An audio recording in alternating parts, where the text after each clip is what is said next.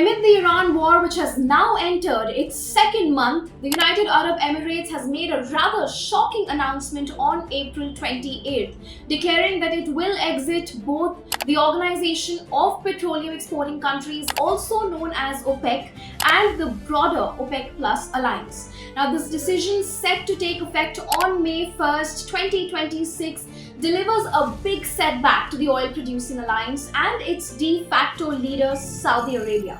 The UAE, long seen as a major and reliable member, stepping away now risks weakening coordination within the bloc just when the markets remain extremely volatile. Now, with the UAE announcing its exit from OPEC, attention has turned to what these organizations actually do and the role the UAE has played in them over the years. So let's delve into what OPEC actually is and when did the UAE join it. So OPEC is a permanent intergovernmental organization based in Vienna, Austria, with the aim of coordinating and unifying petroleum policies among its member states. Now, OPEC was founded in September of 1960 at the Baghdad Conference in Iraq. It was originally established by 5 founding members, namely Iran, Kuwait, Iraq, Saudi Arabia, and Venezuela. Now, at the time of its founding, the global oil markets were dominated by a group of powerful Western oil companies which controlled production and set prices. So, OPEC was created so that the oil-producing nations could coordinate their petroleum policies, secure stable prices for producers, ensure a reliable supply for consumers, and assert sovereignty over their natural resources. Now, the UAE formally joined the alliance in 1967. Today, OPEC has 12 member countries: Saudi Arabia, Iran, Iraq, Kuwait, Venezuela, Libya, Algeria, Nigeria, Gabon, Equatorial Guinea, Republic of the Congo, and the UAE. Although the UAE's membership will come to an end on May 1st, 2026.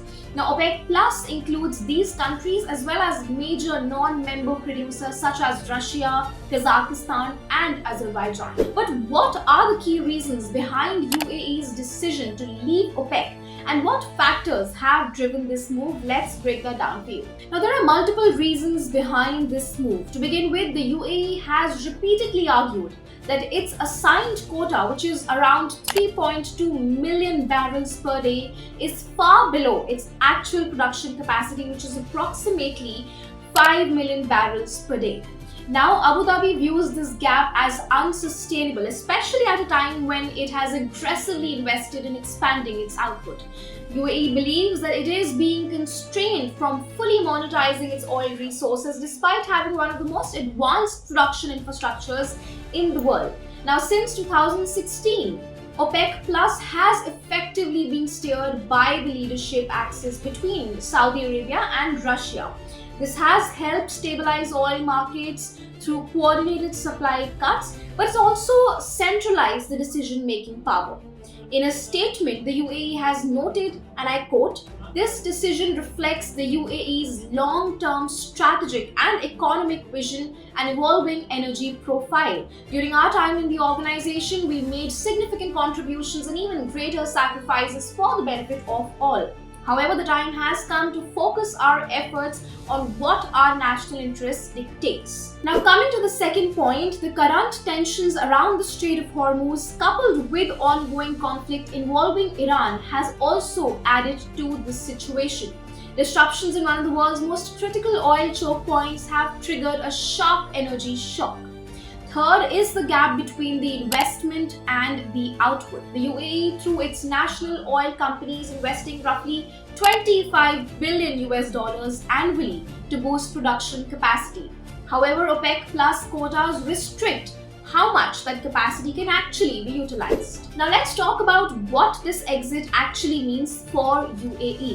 Reports suggest that exiting the group could substantially increase revenues, with analysts estimating that ramping up production close to its full capacity might generate up to 50 billion US dollars in additional annual income. Along with this, reports also suggest that Abu Dhabi National Oil Company would be able to ramp up production towards its 5 million barrels per day target. There could also be diplomatic benefits, particularly in strengthening ties with the United States. But with this, the risks are equally significant. A breakdown in ties with Saudi Arabia could provoke retaliatory actions, including the risk of a price war, which is an outcome that the oil markets have experienced before as well, often with the destabilizing consequences. Now let's understand how UAE's departure affects OPEC. UAE's departure from OPEC significantly hurts the organization given that it has been one of its most influential members. Moreover, the UAE has had the second highest spare production capacity.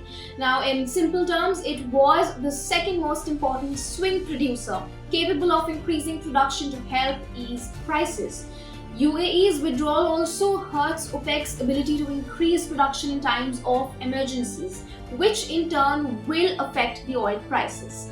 Now, as per the Associated Press, a structurally weaker OPEC with less spare capacity concentrated within the group will find it extremely difficult to collaborate, supply, and stabilize prices. Now, let's talk about whether UAE's move will have an impact on India or not. Now, as per experts, for India, the UAE's departure from OPEC could come as positive news. For years, India has been urging OPEC members to boost oil production in order to enhance energy security and keep prices more affordable. It's important to note here that UAE accounts for around a tenth of India's overall oil imports.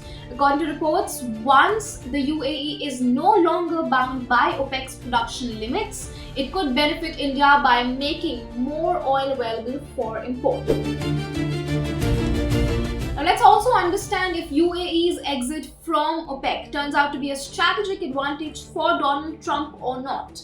Now, along with India, UAE's exit from OPEC represents a big win for US President Donald Trump, who has accused the organization of, I quote, ripping off the rest of the world by inflating oil prices. He has also linked US commitments in the Gulf to oil prices, arguing that while Washington provides military protection to member states, they exploit this by imposing higher oil prices.